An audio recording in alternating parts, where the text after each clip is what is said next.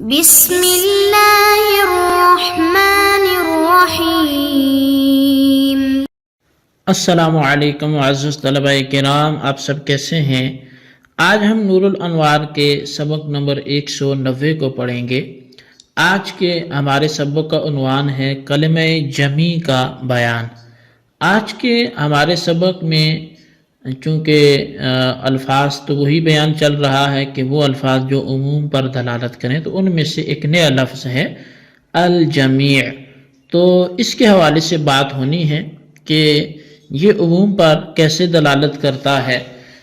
تو مصنف الرحمہ آج کے سبق کی عبارت کو وَكَلِمَةُ الْجَمِيعِ تُوجِبُ عموم الاجتماع سے شروع فرماتے ہیں۔ آئیے سب سے پہلے عبارت پڑھ کے اس کا ترجمہ کرتے ہیں اور اس کے بعد باقاعدہ سبق کی وضاحت کی طرف بڑھتے ہیں۔ مصنف الرحمہ لکھتے ہیں وَكَلِمَةُ الْجَمِيعِ تُوجِبُ عموم الاجتماع دون الانفراد کما کان فی لفظ کل۔ اور کلمہ جمیع یہ عموم اجتماع کو ثابت کرتا ہے، نہ کہ عموم انفراد کو، جیسا کہ لفظ کل میں تھا۔ فَيُعْتَبَرُ جَمِيعُ مَا صَدَقَ عَلَيْهِ مَا بَعْدَهُ مُجْتَمِعَةً مَعًا۔ تو پس وہ ساری چیزیں، پس لفظ جمیع کے بعد والے سارے افراد جن چیزوں پر صادق آتے ہیں وہ ساری چیزیں اکٹھا معتبر ہوں گی۔ حتیٰ اذا قال جميع من دخل هذا الحصن اولا فله من النفل كذا، یہاں تک کہ جب حاکم نے، سلطان نے کہا کہ وہ تمام جو اس قلعے میں پہلے داخل ہوں گے تو ان کے لیے نفل میں سے اتنا ہے، انعام اتنا ہوگا۔ تو فداخل عشرۃ معا ان لهم نفلا واحدا بینهم جميعا، تو پس 10 افراد اکٹھے داخل ہوئے تو ان سب کے لیے ایک نفل ہوگا جو ان سب کے درمیان اکٹھا ہوگا۔ والنفل هو ما يعطيه الامام زائدا على سهم الغنیمۃ، اور نفل یہ وہ مال ہوتا ہے جو امام وقت کسی غازی کو، مجاہد کو، اس کے مال غنیمت کے حصے پر زائد اس کو دیتا ہے۔ فَإِن دَخَلَ عَشْرَةٌ مَعًا فِي سُورَةِ الْجَمِيعِ يَكُونُ الْكُلُّ مُشْتَرِكًا بَيْنَ ذَلِكَ النَّفْلِ الْمَوْعُودِ عَمَلًا بِحَقِيقَتِهِ، وَإِن دَخَلُوا فُرَادًا يَسْتَحِقُّ النَّفْلَ الْأَوَّلُ خَاصَّةً عَمَلًا بِمَجَازِهِ وَهُوَ ان یجعل بمعنی کل۔ اور فرمایا کہ اگر لفظ جمیع کی صورت میں 10 آدمی ایک ساتھ داخل ہوں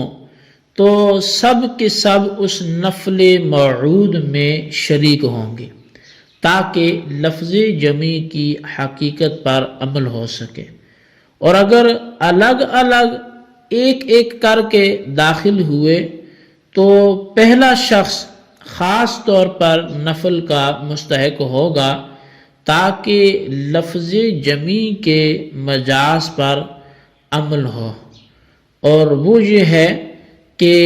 لفظ جمیع کو کل کے معنی میں کر دیا جائے۔ جی طلبہ کرام، یہ ہمارے آج کے سبق کی عبارت اور اس کا ترجمہ تھا جو آپ نے سماعت کیا۔ آئیے اب آج کے سبق کی عبارت کی وضاحت کی طرف ہم بڑھتے ہیں۔ تو مصنف الرحمہ نے فرمایا کہ کلمہ کل جو ہے، جیسے اس کا بیان ہمارا مکمل ہوا، تو فرمایا کہ کلمہ جمیع اپنے مدخول کے افراد میں علی سبیل الاجتماع عموم ثابت کرتا ہے، یعنی کلمہ کل کی صورت میں حکم کا تعلق مجموعہ من حیث المجموعہ کے ساتھ ہوتا ہے، انفرادی طور سے ہر فرد کے ساتھ حکم متعلق نہیں ہوتا۔ جیسا کہ کلمہ کل اپنے مدخول کے افراد میں علی سبیل الافراد عموم ثابت کرتا ہے، ویسا یہاں نہیں ہوتا، یعنی کلمہ کل اپنے مدخول کے افراد میں اس طور پر عموم ثابت کرتا ہے کہ حکم کا تعلق ہر فرد کے ساتھ علیحدہ ہوتا ہے، اور کلمہ جمی اپنے مدخول کے افراد میں اس طور پر عموم ثابت کرتا ہے کہ حکم کا تعلق تمام افراد کے مجموعہ کے ساتھ ہوتا ہے، ہر فرد کے ساتھ علیحدہ حکم متعلق نہیں ہوتا۔ پس کلمہ جمی کا مدخول جن چیزوں پر صادق آئے گا وہ تمام چیزیں اجتماعی طور پر اکٹھے معتبر ہوں گی۔ چنانچہ جہاد کے موقع پر اگر امام المسلمین یا خلیفۃ المسلمین نے یہ اعلان کیا اور بولا کہ جمیع من دخل ھذا الحصن اولا فلہ من النفل کذا، یعنی وہ تمام لوگ جو سب سے پہلے اس قلعہ میں داخل ہوں گے ان کو اس قدر انعام ملے گا، پس ہوا یہ کہ 10 آدمی ایک ساتھ اس قلعے میں داخل ہو گئے تو ان سب کے لیے ایک انعام ہوگا، وہ سب اس ایک انعام میں برابر کے شریک ہوں گے۔ اب یہاں ملا جیبن علیہ رحمہ فرماتے ہیں کہ نفل سے مراد وہ مال ہوتا ہے جس کو امام وقت غنیمت کے حصہ سے زیادہ بطور انعام پیش کرتا ہے۔ ایک تو غنیمت سے حصہ ملتا ہی ہے، تو یہ بطور انعام جو زائد پیش کیا جاتا ہے، یعنی حسن کارکردگی کے صلے میں جو غازی کے واجبی حق سے زائد جو رقم یا سامان غازی کو دیا جاتا ہے وہ مال نفل کہلاتا ہے۔ بہرحال من داخل ھذا الحصن پر اگر لفظ جمی داخل کیا گیا اور 10 آدمی وقت قلعہ میں داخل ہو گئے تو ایک نفل میں 10 کے 10 آدمی برابر کے شریک ہوں گے، کیونکہ لفظ جمی کی حقیقت عموم اجتماع ہے، یعنی حکم کا مجموعہ من حیث المجموعہ کے ساتھ متعلق ہونا ہے، اور 10 کے 10 آدمیوں کو ایک نفل میں شریک کرنے سے عموم اجتماع کے معنی متحقق ہو جاتے ہیں۔ لہٰذا جب ایک نفل میں 10 آدمیوں کو شریک کرنے سے کلمہ جمی کے حقیقی معنی یعنی عموم اجتماع پر عمل ہو جاتا ہے تو 10 آدمیوں کے ایک ساتھ قلعہ میں داخل ہونے کی صورت میں 10 کے 10 آدمی ایک نفل میں شریک ہوں گے، اور اگر وہ 10 آدمی الگ الگ یکے بعد دیگرے قلعہ میں داخل ہوئے تو جو شخص سب سے پہلے داخل ہوگا نفل کا مستحق بھی صرف وہی شخص ہوگا، اس کے علاوہ دیگر حضرات پھر نفل کے مستحق نہیں ہوں گے۔ اچھا، اب اس صورت میں کلمہ جمی کے حقیقی معنی یعنی عموم اجتماع پر تو عمل نہیں ہو سکے گا، لیکن اس کے مجازی معنی پر عمل ہو جائے گا، اور کلمہ جمی کے مجازی معنی یہ ہیں کہ اس کو کلمہ کل کے معنی میں کر دیا جائے۔ پس جب لفظ جمی مجازن لفظ کل کے معنی میں ہے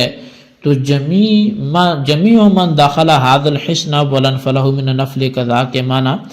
کل من داخل کے ہوں گے، اور یہ بات پہلے گزر چکی ہے کہ لفظ کل اس طور پر افراد کا احاطہ بیان کرنے کے لیے آتا ہے کہ ان میں سے ہر فرد علیحدہ معتبر ہوتا ہے۔ پس کل من داخل ھذا الحصن اولا فلہ من النفل قضا کے معنی یہ ہوں گے کہ ہر وہ فرد جو سب سے پہلے اس قلعہ میں داخل ہوگا وہ اس قدر انعام کا مستحق ہوگا۔ پس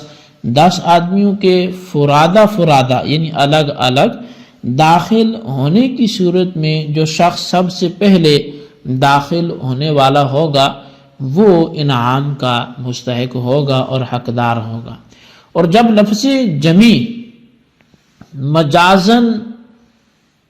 کل کے معنی میں ہے تو جمیع من داخلہ کی صورت میں اگر 10 آدمی یکے بعد دیگرے الگ الگ فرادہ وہ قلعہ میں داخل ہوئے تو سب سے پہلے داخل ہونے والا شخص انعام کا مستحق ہوگا، اور اس صورت میں لفظ جمی کو مجازن کل کے معنی میں اس لیے لیا گیا ہے کہ لفظ کل اور لفظ جمی دونوں میں مناسبت موجود ہے، اور وہ مناسبت ان دونوں میں یہ ہے کہ ان دونوں میں سے ہر ایک افراد کا احاطہ کرنے کے لیے آتا ہے۔ وہ الگ بات ہے کہ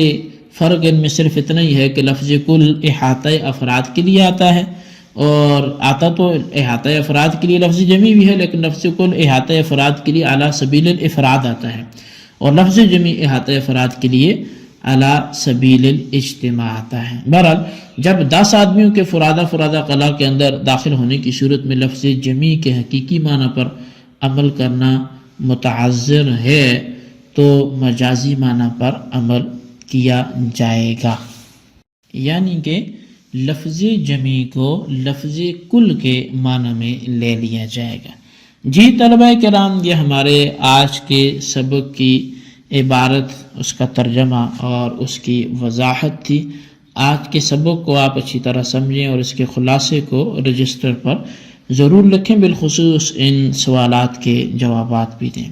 سوال نمبر 1 یہ ہے کہ کلمہ جمی کس معنی میں آتا ہے، اس کی وضاحت فرمائیں، اور سوال نمبر 2 یہ ہے کہ کلمہ جمی اور کلمہ کل میں مناسبت کیا ہے وہ بھی بیان کریں۔ اللہ تبارک و تعالیٰ سے دعا ہے جو کچھ ہم نے پڑھا سنا اسے یاد رکھنے کی توفیق عطا فرمائے، آمین بجاہ نبی الامین صلی اللہ علیہ وسلم۔